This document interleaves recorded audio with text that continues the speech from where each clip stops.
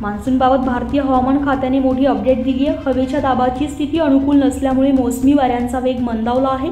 परिणामी पुढील 5 दिवस राज्यातील काही भागामध्ये पावसाचा खंड राहण्याची शक्यता आहे। 20 जून नंतरच पावसाचा जोर वाढेल असंही हवामान खात्याने स्पष्ट केलं आहे। शेतकऱ्यांनी पेरणीची घाई करू नये असाही सल्ला यावेळी देण्यात आलाय। दरवर्षीच्या तुलनेमध्ये यंदा वेळेआधीच मान्सून महाराष्ट्रात दाखल झालाय। मुंबईत देखील 2 दिवस आधीच मोसमी वाऱ्यांचं आगमन झालंय। मान्सूनचे आगमन होताच राज्यातील अनेक भागात मुसळधार पाऊस झालाय। मुंबई, पुणे, रायगड, रत्नागिरी, कोकण, सिंधुदुर्गामध्ये पावसाच्या जोरदार सरी बरसल्या, त्यामुळे बळीराजा सुखावला आहे। मराठवाडा, विदर्भ आणि पश्चिम महाराष्ट्रातील काही जिल्ह्यांमध्ये देखील पाऊस झाल्यामुळे शेतकऱ्यांनी पेरणीची लगबग सुरू केली आहे। सध्या मान्सूनचा प्रवास विदर्भातील अमरावती, चंद्रपूरसह उत्तर महाराष्ट्रातील जळगावपर्यंत झालाय। मात्र हवेच्या दाबाची स्थिती अनुकूल नसल्यामुळे वाऱ्यांचा वेग मंदवलाय, त्यामुळे मान्सूनला संपूर्ण महाराष्ट्र व्यापण्यास अजून काही दिवस लागणार आहे।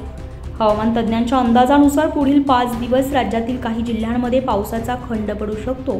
20 जून नंतरच राज्यात पावसाचा जोर वाढेल, त्यामुळे शेतकऱ्यांनी पेरणीची घाई करू नये। जमिनीत 6 इंच खोलवर ओल गेल्याशिवाय बी बियाणे रोवू नये असं हवामान विभागाकडून सांगण्यात आलंय।